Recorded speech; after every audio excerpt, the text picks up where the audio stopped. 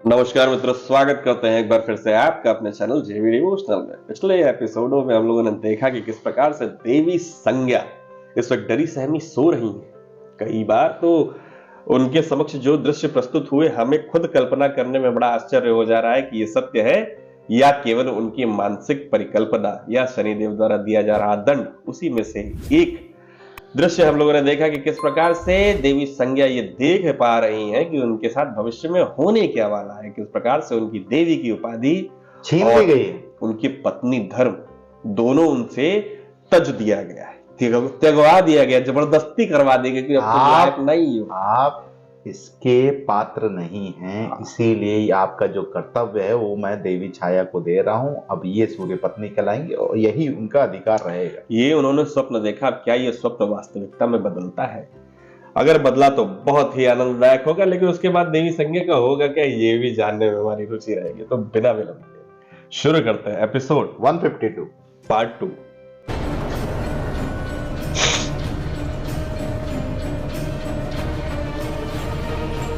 ये दरवाजा बंद हुआ। टक। यहाँ तो देवराज इंद्र को भी उपस्थित होना चाहिए था। तुमने किसी भी रूप में पत्नी धर्म का पालन नहीं किया है, इसलिए तुम मेरी पत्नी कहलाने की पात्र नहीं हो। आज से मैं सूर्य पत्नी का पद और अधिकार देवी छाया को सौंपता हूँ। सेम टू सेम होगा क्या?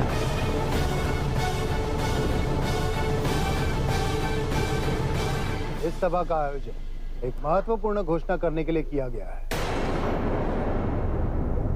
देव, देव, इससे पहले कि आप कोई घोषणा करें, क्या मुझे कुछ निवेदन करने की अनुमति है?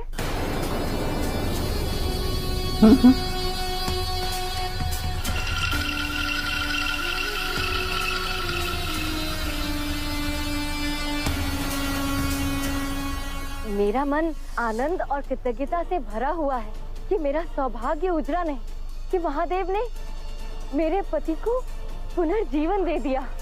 अच्छा, मैं इतनी आनंदित हूँ कि मुझे और कुछ नहीं चाहिए। केवल एक विनती थी आपसे। कहो।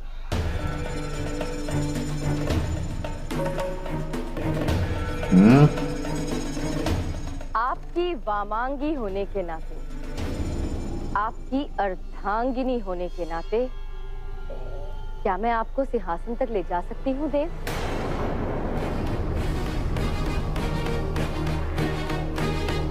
एडवांस में तैयारी कर रही है शायद लास्ट। क्या इतना अधिकार भी शेष है मेरा? भविष्य में पेपर देख लिया है ना। चीटिंग करता है तू, चीटिंग चीटिंग चीटिंग।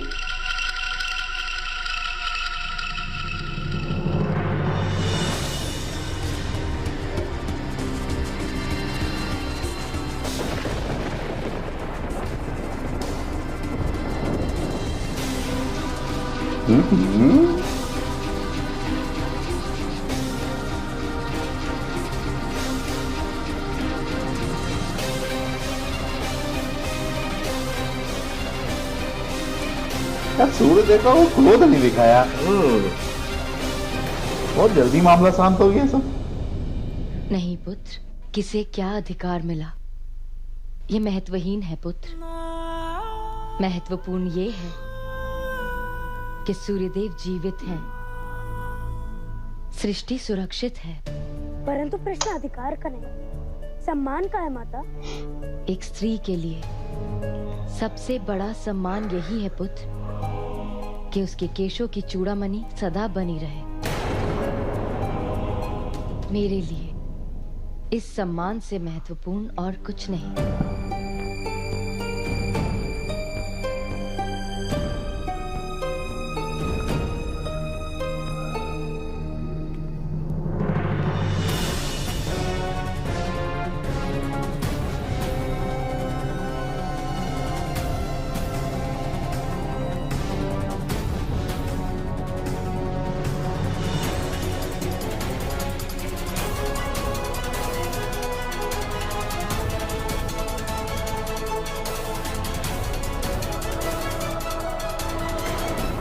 देव, क्या मैं आपसे कुछ मांग सकती हूँ?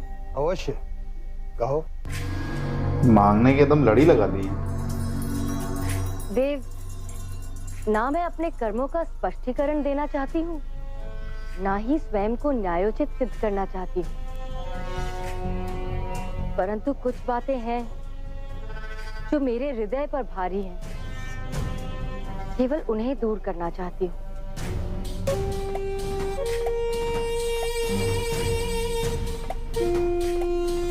मैं जानती हूँ शनि कि मेरा मार्ग अनुचित था शनि, परंतु उसके दंड के लिए मेरे पूरे परिवार को कष्ट देने का तुम्हें कोई अधिकार नहीं। तो उल्टा चोर कोतवाल को डांटे।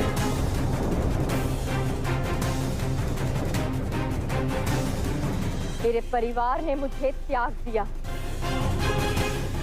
मेरे पुत्र ने मुझ पर प्रहार किया, मेरे पिता मुझे पुत्री मानने पर लज्जित हैं, और तो और कुछ समय के लिए मुझे विधवा तक बना दिया।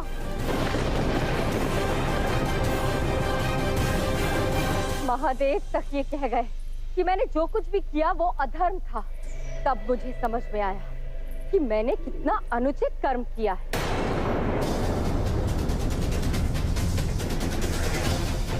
परंतु किसी ने भी कभी ये नहीं सोचा कि मैंने जो जो किया वो क्यों किया, किन किन परिस्थितियों में किया, कितने दबाव में किया। चलिए मैं अपना रोना गाना शुरू करती हूँ। खिलाड़ी है भाई, खिलाड़ी। गेम पलट दी पूरा।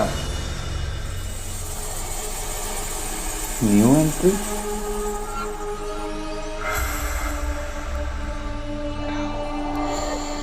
राहु या देवराज इंद्र, कौन है भाई सामने तो आइए। जो हुआ हुआ देव, परंतु मैं अब और नहीं सह सकती। मैं अपने परिवार को और अधिक पीड़ा में नहीं देख सकती। ये मैं केवल इतना चाहती हूँ कि आप अपने पुत्र शनि को आदेश दीजिए कि वो मुझ पर से अपनी वक्र दृष्टि हटा ले। ओहो, पिता पुत्र के संबंध फिर से बिगाड़ना चाह रहे हैं। पुराने वाले टॉपिक समाप्त करके नया हॉट टॉपिक दे दिया। कौन रहो शनि?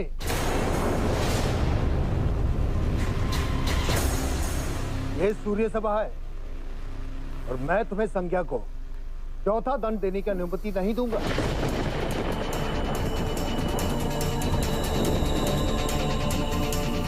उचित कहा संज्ञा ने, तुम्हें उसे दंड देने का कोई अधिकार नहीं। तुम संज्ञा को दंड नहीं दोगे।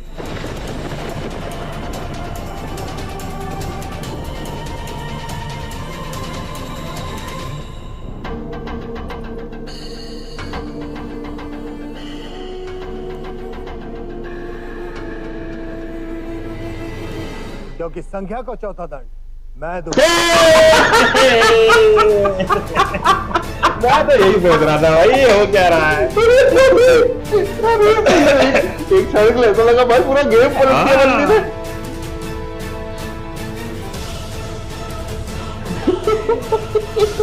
बाप हो तुम्हारा। मेरी संज्ञा तो सही में पति निकली भाई। वो तो मेरी पत्नी ना। हर बार प्रयास किया कि मैं तुम्हें एक और अवसर दूं, एक और बार क्षमा करूं, परंतु महादेव के समझाने पर भी तुम अपना स्वभाव नहीं बदल पाई संज्ञा। अपने कुचक्र का दंड पाने के पश्चात भी तुमने इस सभा में एक और कुचक्र फैलाना चाहा। मैं शांत रहा, देखना चाहता था कि तुम किस सीमा तक गिर सकती हो, या इससे अधिक गिर सकती हो। और तुमने मेरा भय उचित सिद्ध किया।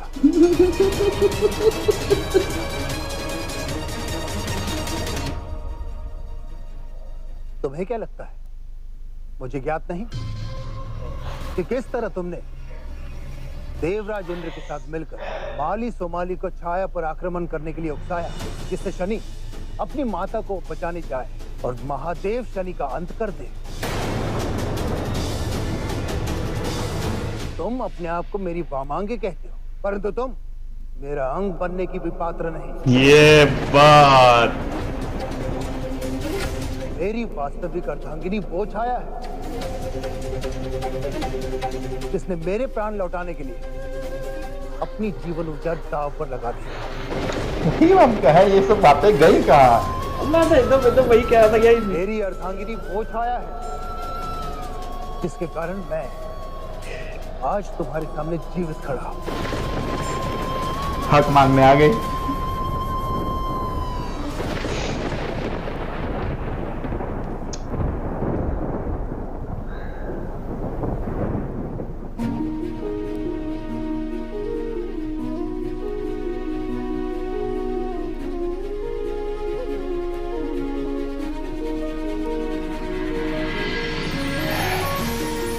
ये है पुरस्कार।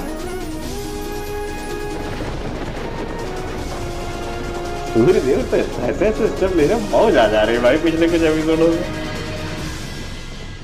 पहले तो सूर्यदेव के गेम के लिए वाह क्या गेम खेला है भाई। मतलब हमें लगा कि देवी संज्ञा ने एक बार फिर से चकमा दे दिया अपनी बुद्धि का इस्तेमाल करके, क्योंकि उन्होंने भविष्य का पेपर देख लिया है तो वो एग्जाम में पास हो गए। लेकिन यहाँ एग्जामिनर ने पहले से ही सब क्लियर कर रखा है कि पेपर ही चेंज कर दिया। कुछ भी हो देखो टॉप तो कोई और ही करेगा, तुम चाहे जितनी पढ़ाई कर लो चाहे जितनी चीटिंग कर लो। इसलिए कहते हैं कि गेम में बार बार एक ही पैतरा आजमाना नहीं चाहिए। देवी संज्ञा बार बार वही योजना, बार बार रोना धोना, बार बार रोना धोना। इस बार सूर्यदेव समझ गए कि रो लो, पहले पूरा रो लो। पूरा रोने दिया भाई साहब, पूरा रोने दिया। कहा शनि दंड नहीं देगा, कहा नहीं देगा तो मेरी सूर्य सभा है, जो शनि दंड नहीं देगा बिल्कुल नहीं देगा, चौथा दंड नहीं देगा। मैं आपसे कुछ मांग सकती हूँ, ऊपर छोड़ के आओ। हाँ चलो जो चाहे वो कर लो, नृत्य वगैरह पेश करना वो भी कर लो, आज सब छूट है तुम्हारे लिए।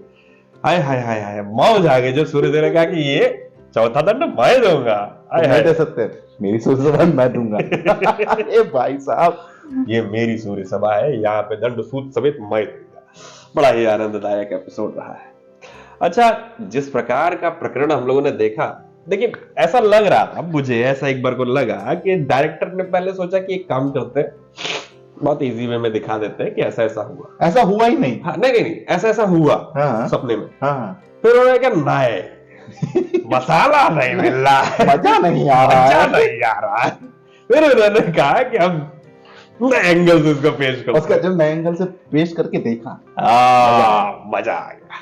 वाह, यही तो मैं चाहता था। हाँ, क्योंकि जिस प्रकार से एपिसोड स्टार्ट हुआ ना, कि सब कुछ भूल गए, ऐसा लगा कि सब नॉर्मल है, सब सपना था, कि कुछ हुआ ही नहीं। क्योंकि उन्होंने कोई एग्रेशन नहीं दिखाया, कोई भाई क्रोध नहीं दिखाया देवी संज्ञा पे, ना ही यम और यमी भी देवी संज्ञा से कोई क्वेश्चन कर रहे हैं।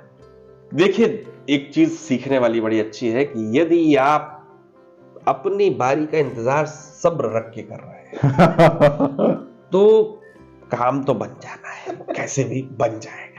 लेकिन यदि आपके मन में, जिसे कहते हैं ना, उतावलापन है, जिस तरीके से देवी छाया और देवी संज्ञा दोनों को हमने देखा कि किस तरीके से देवी संज्ञा उतावलापन लेकर के आई और देवी छाया स्थिरता बनाए रखी। देवी संज्ञा उतावलापन लेकर के सब निकाल दिया मुंह से, उन्होंने वही करना चाहती है, वो करना चाहती है। फिर बड़ा आनंद आया, बड़ा ही आनंद आया। और देवी छाया ने कुछ नहीं बोला, कुछ अभी तक कुछ नहीं बोला है उन्होंने। भाई देख के बड़ा ही कहते हैं ना, जो प्रेम होता है ना वो दिखता है, उसको शब्दों, बार बार आप अगर बोलेंगे मैं आपसे प्रेम करता हूं, मैं आपसे प्रेम करता हूं, उससे कुछ नहीं होता है।